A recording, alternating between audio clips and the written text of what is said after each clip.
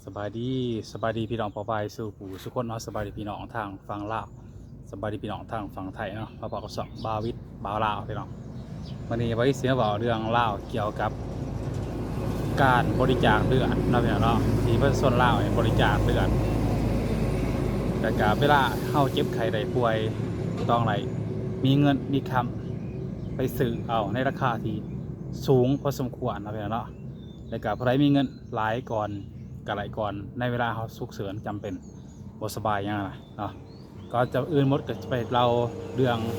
พี่น้องคนไหลก็แทรกกดติดตามบาวิดไปก่อนเนาะเพื่อเป็นกำลังใจให้บาวิดในคลิปต่อไปพี่น้องเพื่อพยายามสนับสนุนก็สามารถกดซุปเปอร์แตงกดสมัครสิกเพื่อเป็นกำลังใจให้สองบาวิดเนาะก่อนอื่นบาวิดจะขอเราเลยเนาะจากประสบการณ์ที่บาวิดเคยพอมาเองเคยเห็นเนาะแล้วก็ในเมื่อก่อนเนาะบาวิดเรียนอยู่ประมาณม .4 ม .5 เนาะเมื่อประมาณปี2008 2009ประมาณนี้2008 2009เนาะที่บาวิดบริเคยเรียนอยู่ม .3 ม .4 เนาะแล้วก็น้องเรียนมัธยมประเทศลาวให้นะส่วนหลายเขาจะไปบริจาคเลือดเขาจะบริจาคเลือดประมาณคนที่อายุ18 ปี19 ปีนะหรือว่า20 ปีใส่2-3 ปีเนี่ยเข้ามาบริจาคเลือดให้กับองค์กรหนึ่งในประเทศลาวเนาะที่เป็นองค์กรที่บริจาคเลือดโดยเฉพาะครับบริจาคเลือดเนาะ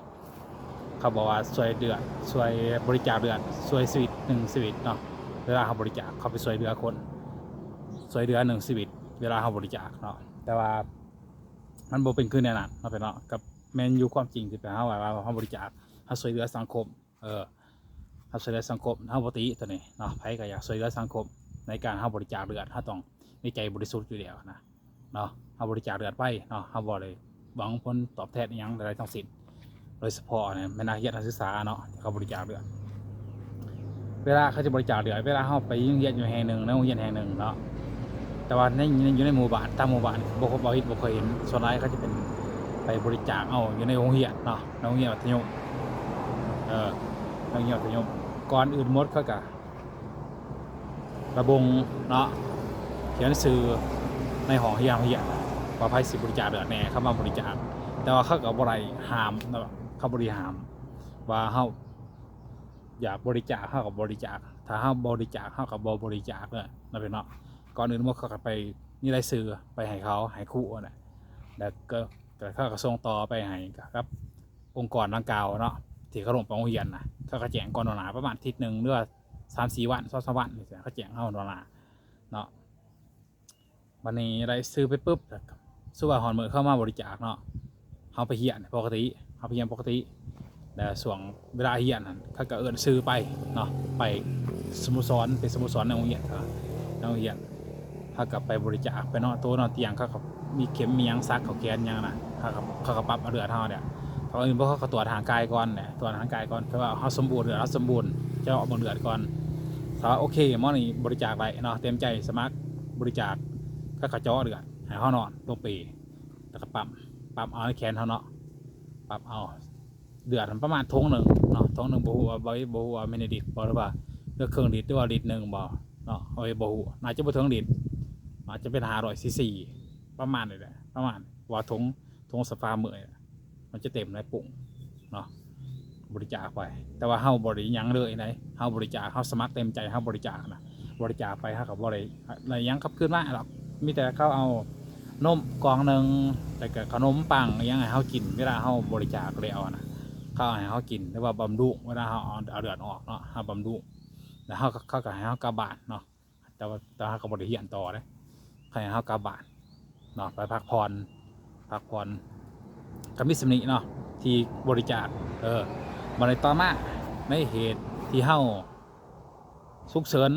เวลาเขาเขาจำเป็น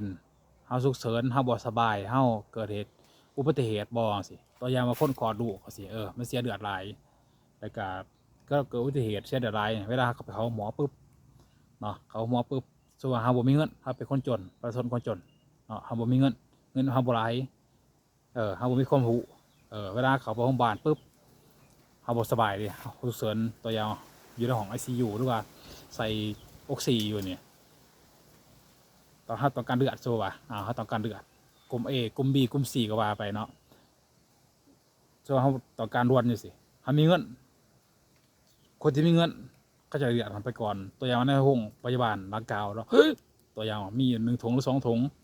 แต่ว่าคนตัวอย่างว่า2 ถุงสิมันมีผู้ป่วย3-4 คนสิก็จะให้เขาบอกเลยจำแนกได้ว่าห้องหมอเขาสิ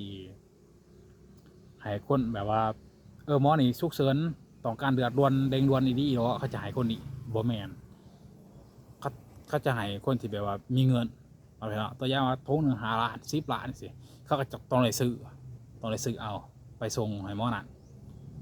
เนาะแต่ว่าค่าใช้จ่ายถ้าเขาใจอยู่ว่าค่าใช้จ่ายค่าเข็มค่า